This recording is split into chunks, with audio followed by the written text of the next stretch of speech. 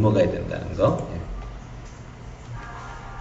인지 공부가 나의 예측 능력 배양을 생각하며 공부해야 하는데 왜 자꾸 인문학과 철학적으로 필이 꽂힐까요? 자, 인지 공부, 김혜균님? 예. 나의 예측과 해야 되는데 자꾸 인문학과 철학적으로 필이 꽂힐까요?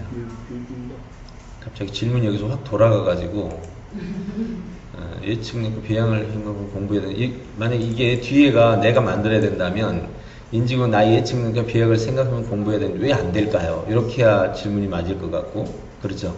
근데 갑자기 인문학과 철학적으로 필이 꽂힐까요? 그 말은 예측 능력 배양을 하면서 공부하는데 인문학과 철학을 하면서도 인지 능력을 배양하는 쪽으로 갈 수 있죠. 이 질문이 좀 애매해서 지금 다시 한번 정리를 해서 주십시오. 예. 만약 이 말대로 한다면 왜 인문학과 철학적으로 필이 꽂힐까요? 예측하기보다는 정상인까지. 네? 정상이네. 요 상태가 관심이 예. 우리가 배우는 뭐 인지력 이쪽에 철학적으로 관심이 이제 인지력을 개발하려고 하는 상황인데 자꾸만 인문학과 철학적으로 관심이 간다 이 말이에요. 난 또 이제 이해했습니다. 예. 그래서 이제 이 부분은 이른바 철학에서 많이 얘기하는 건데 경향성이라고 합니다. 경향성이란 뭐냐면 내가 원래 가지고 있던 지식의 양과 경험의 양이 나의 관심을 결정한다는 겁니다. 그러면 내 관심을 바꾸고 싶다 그러면 마음만 가지면 안 되고 관심 가지고 싶은 대상에 대해서 빨리 정보를 수집하고 경험을 하고 사람을 만나서 지식의 양과 경험의 양을 축적시키면 자연스럽게 경향성이 생깁니다. 그래서 우리 부모들이 아이가 이제 15세 정도 됐는데 게임에 완전히 몰입되어 있어요. 그러면 이제 부모님이 어느 날 갑자기 정신이 번쩍 들어서 야, 너 게임 좀 하지 말고 제발 좀 공부 좀 해라고 막 닥달을 합니다. 정말 부모님은 너무 쉽게 하는 거죠. 15살까지 게임에 몰입되도록 하는 환경이 있었거든. 그 환경을 만들어 놓고는 말은 공부를 하라고 하는 거죠. 경향성은 이미 게임으로 생겨버린 거예요. 그러면 다시 책 읽기나 공부로 경향성을 바꿔주려면 어떻게 해야 되겠어요? 네, 시스템을 바꿔줘야 되는 거예요. 역시 이런 얘기 어때요? 가끔 야, 너 사람들 모여서 있는데 아이가 표정이 막 어두워. 짜증내고 있어. 야, 너 짜증 좀 내지 마라. 이렇게 말을 하는데 실은 그 상황이 짜증낼 수 있는 상황이기 때문에 짜증을 내는 거거든요. 좀 웃어봐. 웃기면 되지. 웃어봐라고 말하지 말고 웃겨줘야지. 이해가요? 네. 상대방에게 어떤 감정을 일으키거나 경향성을 생기게 하려면 내가 어떤 상황을 만들어주고 그 상황 때문에 그 사람이 그렇게 될 수밖에 없도록 해주는 거. 이게 진정한 리더고 진정한 교육자예요. 자기 관리의 대가는 자기의 감정과 자기의 방향을 자기가 그렇게 가도록 만들어주는 사람이 자기 경영자예요. 이해가십니까? 그러면 내가 만약에 인문학과 철학적으로 가고 싶다면 그쪽으로 경향성을 만들기 위한 어떤 시스템을 움직인다. 자, 내 아이가 피아니스트가 되게 하고 싶다 그러면 간단해요. 어릴 때부터 태어나기 전부터 엄마가 피아노 소리를 계속 듣고 막 피아노를 치고 피아노 치는 사람 만나고 태어나면 계속 데리고 다니면서 피아노 만나는 온통 피아노 쪽으로 가면 아이는 경향성이 생겨. 그러면 하나 하지 말라고 해도 해. 근데 맨날 야구장 가서 놀고 축구장 가서 놀다가 어느 날 너 피아니스트 되라 이러면 너무 황당하잖아요. 이게 우리가 가지고 있는 너무 단순한 사고예요. 그래서 이 부분도 마찬가지로 이쪽 방향으로 바꾸려면 거기에 맞는 어떤 노력 또는 상황 이런 것들이 자기가 만들어야 될 필요가 있어요.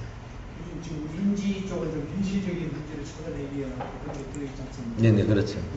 현실적인 쪽보다는 자꾸 그쪽은 자꾸 이상 쪽으로 흘러가가지고 마음대로 생각이 들어요. 근데 인문학과 철학이 절대 비현실이 아니에요.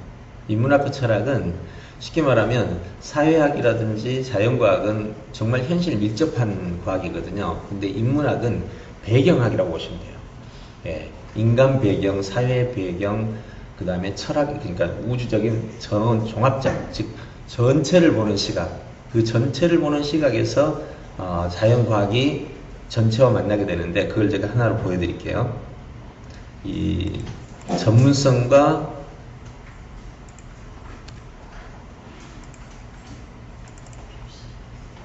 이미지가 어디 갔지? 시계 여기를 보십시오. 제가 이미지를 못 찾겠네요. 교양을 사각형이라고 보겠습니다. 이렇게 교양을 사각형이라고 보세요. 그 다음에 전문성을 여기 사각형에서 생기는 삼각형으로 보세요. 그러면 이게 사실학문이고 이게 교양인데요. 교양은 우리가 살고 있는 전체적인 정치, 경제, 문화, 교육, 종교 다를 포괄하는 개념이에요. 이 개념과 전문성은 이 사실 내가 가지는 한 분야를 말하거든요. 그러면 전문성이 높아지고 이렇게 높았습니다. 근데 교양성은 낮다. 그러면 여기에 이렇게 순환이 안 돼요.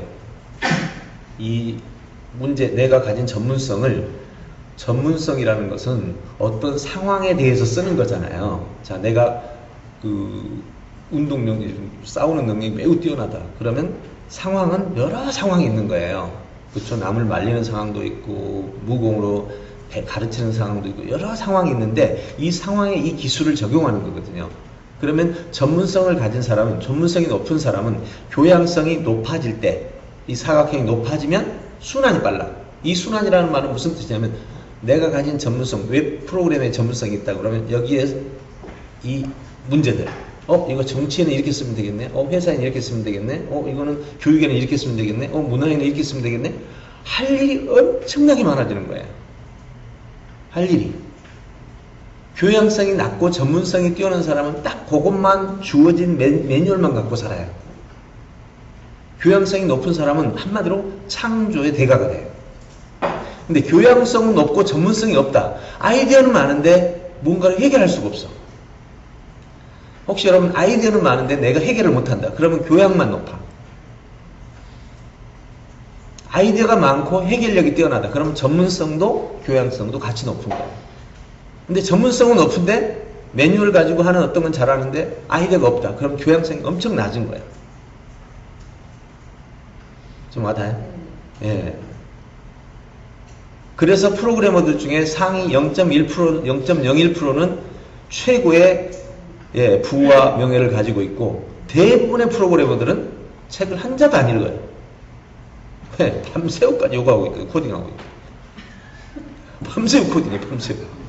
그래서 밤새우 한 몇 년 하고 나면 3D 업종이라 해가지고 프로그램을 전부 다 전직해. 거의 전직합니다. 이제 느낌 오죠? 이렇게 생각하시면 도움이 될 것 같아요.